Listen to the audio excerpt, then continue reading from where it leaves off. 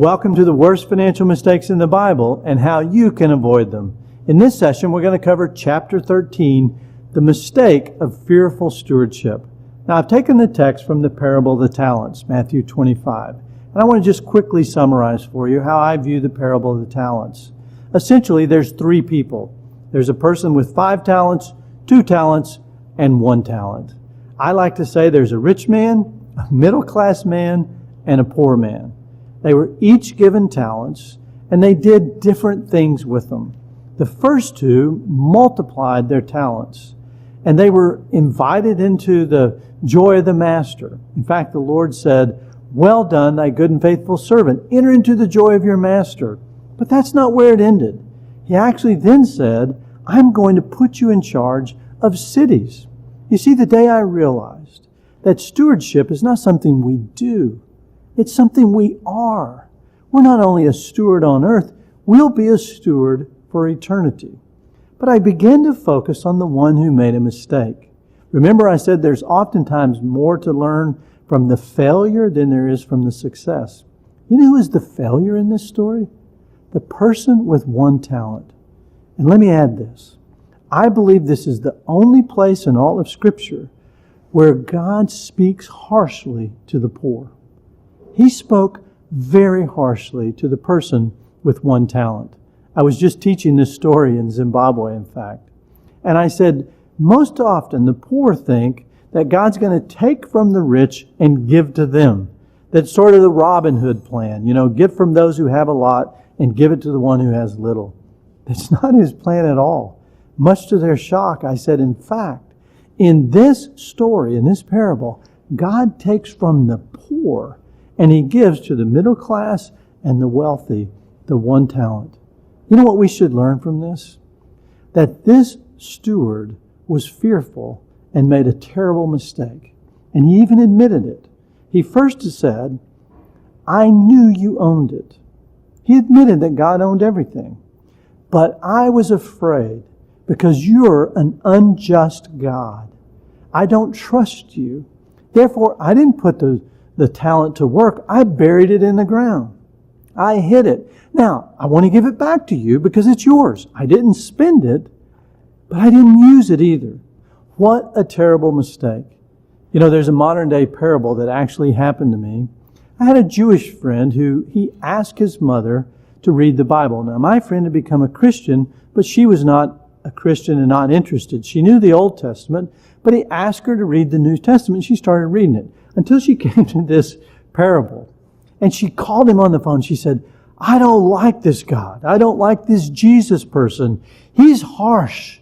He was difficult with this person in the parable of the talents. I wouldn't ever treat somebody like that. He cast him out." And so my friend called me and said, "Chuck, what do I say to her?" And I said, "I'll tell you what to say to her. Retell the parable and say, 'Mom, suppose that you took your money and you divided it among 3 financial planners who were going to invest the money for you. You gave one $500,000 of your money. One of them you gave $200,000, and the other you gave $100,000. And then you went away for 8 years. You came back, and the one that you gave $500,000 to handed you $1 million. The other one that had $200,000 handed you $400,000. And the one that you gave $100,000 to said, 'Here, I didn't do anything with it for 8 years.'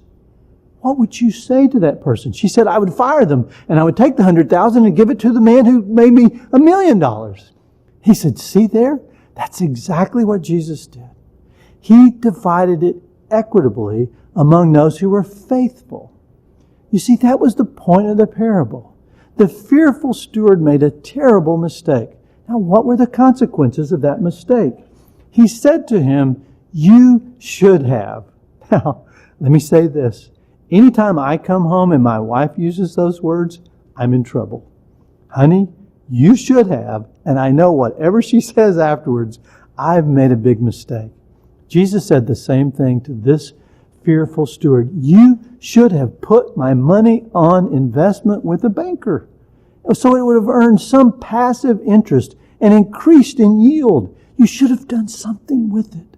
But because your thinking was wrong, because you were fearful and not faithful, you lost your opportunity. and he called him a fool. And then he cast him out.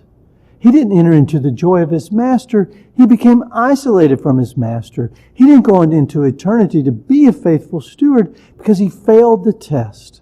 You see, the consequences are severe when we are fearful instead of faithful. So how do we avoid the trap of being a fearful steward? Well, the first is to face reality.